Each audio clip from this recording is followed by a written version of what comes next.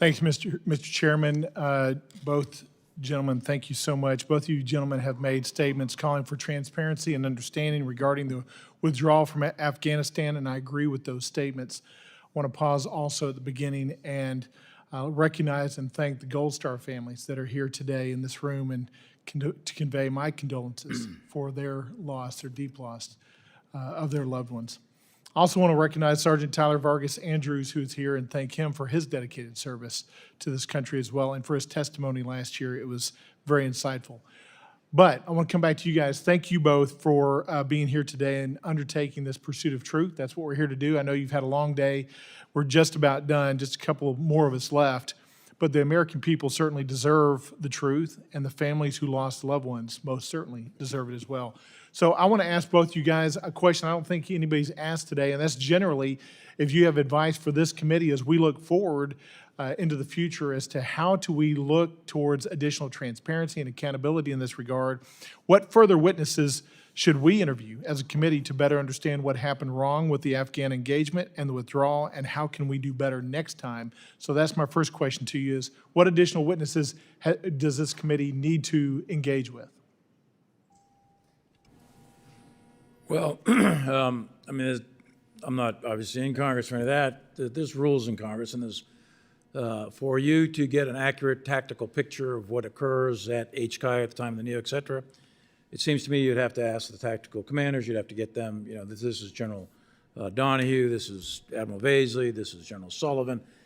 But you're not the Committee of Oversight and Jurisdiction on the military. That's the House Armed Services Committee. So, I don't know how you do that. But if you're going to get an accurate picture, you're going to have to, obviously, you've interviewed with Sergeant Vargas and others. There's lots of people along the line that will need to be discussed. Second thing is documents. And Chairman McCall, I think, mentioned it up front. There is a lot of documents. The vast majority of them are classified and many very highly classified. And how that would work between, say, the Department of Defense, Department of State, CIA, et cetera, and the various committees. But to get a full, comprehensive, holistic picture, you're going to have to get documents and all that.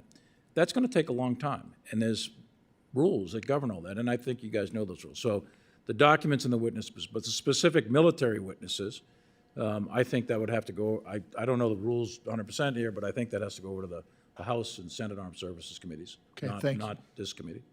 General McKenzie, let me just ask you about after-action reviews. As you guys went through after-action reviews after the evacuation, who was involved? When did those first ones take place? When's the last one that you participated in took place? And excluding any kind of executive privilege discussions, would you talk about what were the top frustrations that were communicated during those after-action reviews, and maybe top two of the consensus positions of what we could have done better or what we should do differently next time? Sure. So the after-action reviews begin pretty quickly after an operation's over, because you want to capture people's remembrances while they're still very strong, and before they go on to do other things. So we had a series of those at every level.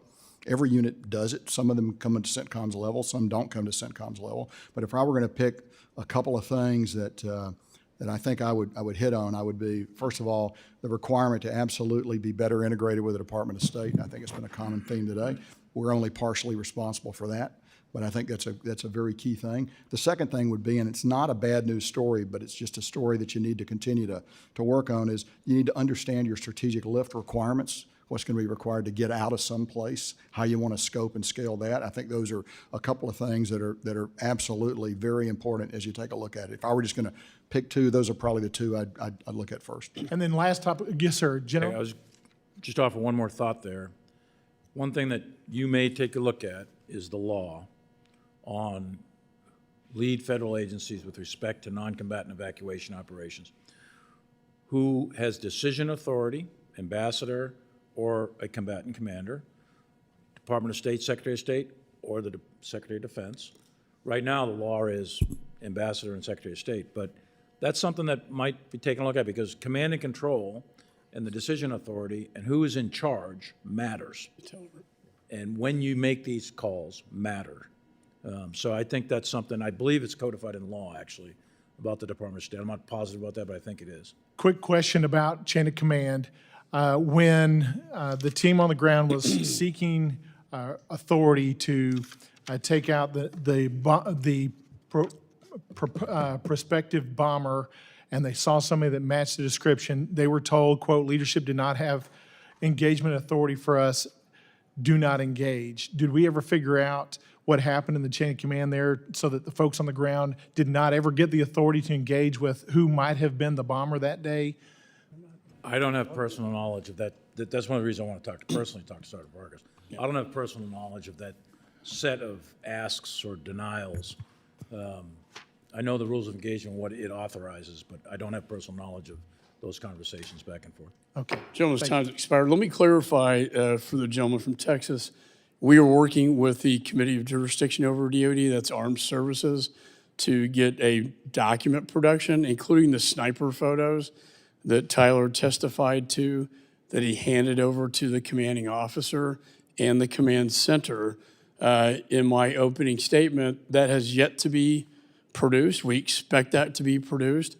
In addition, these two gentlemen are at a very high level. The COs on the ground are Admiral Vasely, General Donahue, and we have requested through HASC as well that they testify before the Congress. We will vigorously pursue this, and if we have to do it with a joint hearing, which has been done before, of armed services and foreign affairs, that is our plan, and we're not going to give up on this till we get the answers. And we do have a classified briefing, I want to say, after this, so I want to get through this.